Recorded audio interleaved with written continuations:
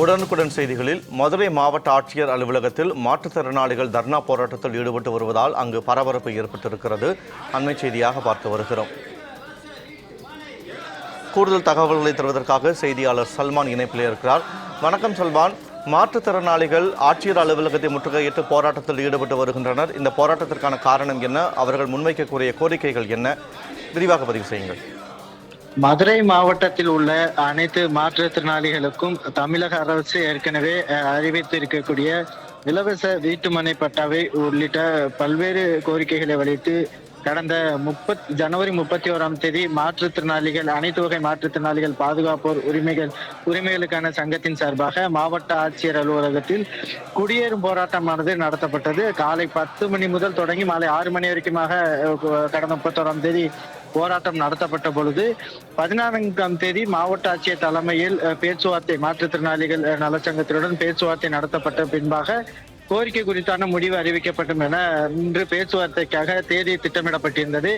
இந்த நிலையில்தான் இன்று காலை 1 மணிக்காக பேச்சுவார்த்தை நடத்தப்படும் என கூறப்பட்டு சரியாக காலை 11 மணிக்கெல்லாம் மாற்றுத்திறனாளிகள் வரவழைக்கப்பட்ட நிலையிலும் 1 மணியை தாண்டியும் கூட மாவட்ட ஆட்சியர் தலைமையிலான அந்த பேச்சுவார்த்தை நடைபெறாமல் மாற்றுத்திறனாளிகளை தொடர்ந்து தாமதமாக காத்திருக்க வைப்பதாக கூறி மாற்றுத்திறனாளிகள் தற்பொழுது மாவட்ட ஆட்சியர் அலுவலகத்தின் முன்பாக அமர்ந்து முற்றுகை போராட்டத்தில் ஈடுபட்டு வருகிறார்கள். குறிப்பாக மாவட்ட ஆட்சித்தலைவருடைய வாகனத்தை சிறைபிடித்து அவர்கள் போராட்டத்தில் ஈடுபட்டு வருகிறார்கள். ஏற்கனவே தங்களது கோரிக்கையான மாற்றுத்திறனாளிகளுக்கான இலவச வீட்டுமனை பட்டா, அதே போன்று மாற்றுத்திறனாளிகள் இடம்பெற்றுள்ள குடும்ப அட்டைகளை ஏஏஒய் கார்டு என்று சொல்லக்கூடிய வறுமை கோட்டிற்கு கீழே உள்ள கார்டாக மாற்றம் செய்யப்பட வேண்டும்.